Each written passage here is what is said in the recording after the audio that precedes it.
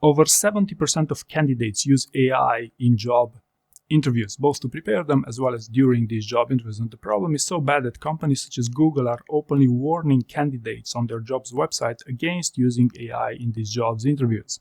Okay, and this is simply because they know that perfectly qualified candidates would fall into the trap of showing as an AI candidate in these job interviews.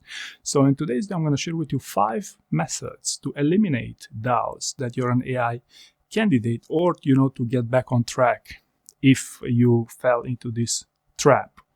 Okay, the first one would be during the job interview to be as close as possible to the camera, because the closer you are, the less likely you are reading from somewhere.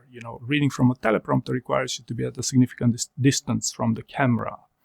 Okay, so this is why if you are super close to the camera, you will remove most doubts that you're an AI candidate during these job interviews. Okay, the second tip I'd like to share with you is with respect to eye contact. I know it's slightly uncomfortable for most candidates to maintain eye contact during job interviews, but if you would make a note that, hey, you know what, I must keep an eye contact more often than I would normally do, then that would also build a little bit more trust with your interviewer that you're not actually reading answers, your AI rewarded answers from anywhere, right? The third tip I'd like to share with you here would be, if you prepare your interview using AI and if you feel like you delivered some AI rewarded answers during your job interview and you got caught, but you still have a chance, then what I would recommend doing would be to share your story bank with them after your job interview. You know what? Hey, interviewer, I thought it would be interesting for me to share something beyond my CV. That is my story bank with details about my main expertise, given the role that I'm going for, right? Because if you are someone genuinely qualified for the role, but you felt like you've made a recoverable mistake, then why not sharing your story bank with them to try to build trust with your interviewer?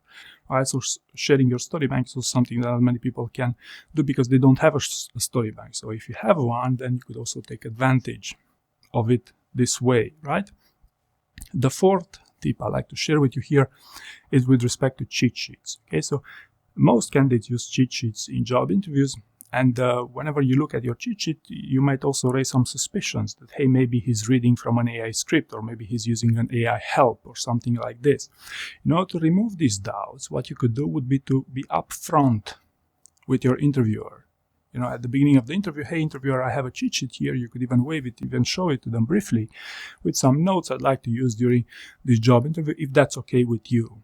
Okay, in my experience, they're always okay with these things, right? So being upfront with your cheat sheets would also remove doubts against the AI trend. Okay, and last but not least, the fifth thing you should seriously consider going into job interviews is that many candidates these days reward their CVs using AI. Okay, in my experience, the results are terrible, but still, even if you reward it using AI, it's still passable, because that's usually in the context of a screening round.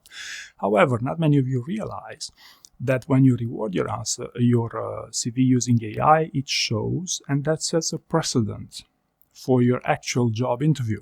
And in job interviews, correlation is causation a lot of the time. So if they see that you rewarded your CV using AI, chances are significant that you are also rewarding your answers using AI during these job interviews. Okay, so by not rewarding your CV using AI, you will improve your chances of not to show as an AI candidate. And the same thing applies to your communication with your interviewers. Many of you would reward your answers, your emails with your recruiter using AI. If you do not reward them using AI, again, you will not set a precedent, so they will not be able to correlate that type of AI candidate with your actual performance during this job interview. So I hope you found this useful, and thank you very much for watching.